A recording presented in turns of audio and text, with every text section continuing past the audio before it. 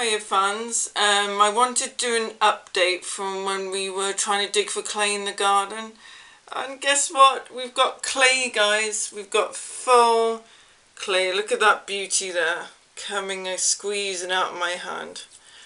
So there, and that is straight from the ground guys. So basically the process, while I'm talking I'm just going to roll this in my hand and sort of keep conditioning it, because that's what you do with clay. You press it in, you roll it around your hand, you just move it about and just get that clay bit more conditioned. So while I'm doing that, so as you saw from the last video, we put the clay in a bucket. We'd basically filtered the clay to get all the stones and everything out. So then what we did, we soaked it in, so basically yes, we kept it underneath the stairs because if it rains, it's not going to get too wet. But what I did, I took it out of the, once the water had drained, I put it on the underneath the steps. So I took it out of the bucket because I needed the air to get to it, to help dry it basically. So we left it outside its bucket, on the sackcloth for, I think it's about 3 or 4 days. And like I said, literally just like to get the air to it, the same, because it's important not to put it, of course if it was boiling sun I'd have left it out in the open, but you know what our British weather is like, it's like sunny one day and then it's pouring down with rain the other day. So unfortunately the weather changed on us, so basically the only dry place we could put it really was underneath the stairs and underneath the decking basically. So I put it out there, kept an eye on it, and slowly, because, the sun would have dried this out a lot quicker. But because of the sun, basically, because we didn't have the sun, we just literally had to rely on the air, so that's why it took a lot longer to dry.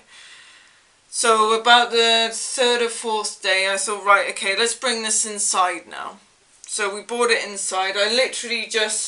I kept it in this, and I put the lid on, so trapped a bit of air in, and it was between doing that and also taking the lid off, so again the air could get to it. So eventually we came from something very soggy into something pretty solid. That, and then you can, another reason I heard from a friend, you can tell, is that if you squeeze it like that and there's a lot of, quite a lot of clays coming out at the side, you can see. Again, that's a good sign it's clay, that it's coming, it's literally escaping from your hand, So that was Mark, a friend of ours, Mark Cutliff told us that, so thank you Mark. He's been giving me little tips, and also Anthony, who's a potter, he's a potter in Pembrokeshire, he's a really good potter, and I've been, contacting him, he's been giving me a few tips as well. So between us, it's really good. So, okay, so basically out of this one, I've made a little pot, as you can see. It's, I haven't made many pots, so it's not going to be like, it's not going to be to a professional standard like Anthony's, So I'll show you what we did to make a little pot. And again, Anthony taught me this because he did a class for Essence. So again, thank you, Anthony. So I'm just rolling this in. So put it on your palm of your hand like that, the clay. And then with your other palm of your hand, you basically turn it like that in order to make a ball. So as you can see, a ball is, again, move it also around, a bit like that as well. And it's just basically getting it into a ball as much as you can, As you can see, that is sort of slowly turning into a ball. Okay, so now, and then what you do, you lay it flat, and you get your thumb, and you basically put an indentation on it with your thumb. So, and then you put your thumb back in there, and then basically you sort of squeeze the edge. So as you can see, you're pushing the hole out basically. Now, like I said, if Anthony did this, it'd be so much more professional. So as I said, I haven't done many pots, so forgive me if, if it doesn't exactly seem the best of pots. So, you know, we just, what you can do, as I said, it's, and I bought these, what you can do, then you can always go around, you know, it's if you want to tidy it up a bit as well, like, you know.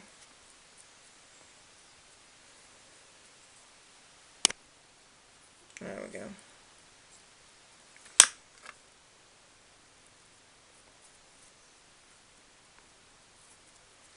So yeah. And Anthony, these two, we're going to oven bake these, but Anthony has very kindly let me use his kiln. So I'll be sending him a little pot as well, basically. So, right, yeah. So I'm just going to take just a little bit of this. This is my Stanley knife. This, again, if kids are watching, you know, again, adult supervision, because these are very sharp. So, I use my Stanley knife for a lot, for a lot of things with clay, should I quickly add in there. I just suddenly thought that I better say that quick. So anyway, so I'm just going to take a little bit out, just cut a little bit out with this. Again, see how smooth that is inside? Cuts like butter. Beautiful. So I'm gonna show you.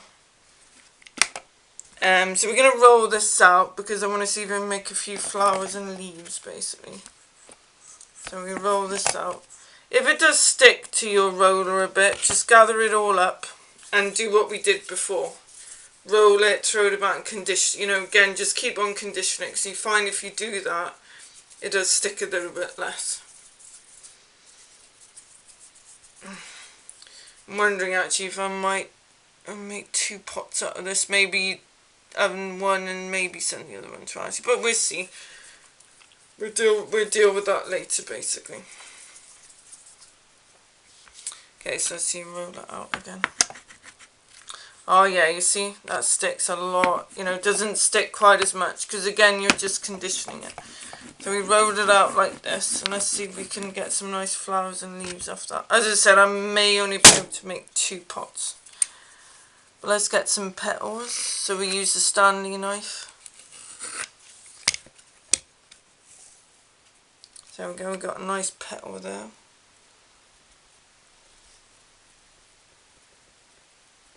And use your fingers, or you can use these, you can use either one, it's up to you.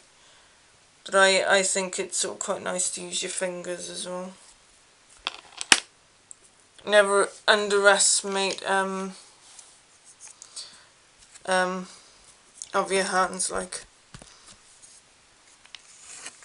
you know, your hands are actually a good tool that God gave you. So as you can see, just feeding it into there, really.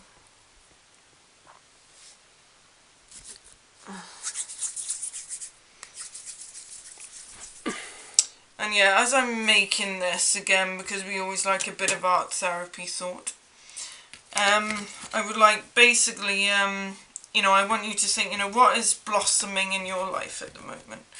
You know, what is, you know, what are you feeling really good about in your life? You know, that, you know, you feel that you want to grow, that you want to, you know, really succeed in, and, you know, and that. So yeah, you know, have a good think about that as I'm doing this.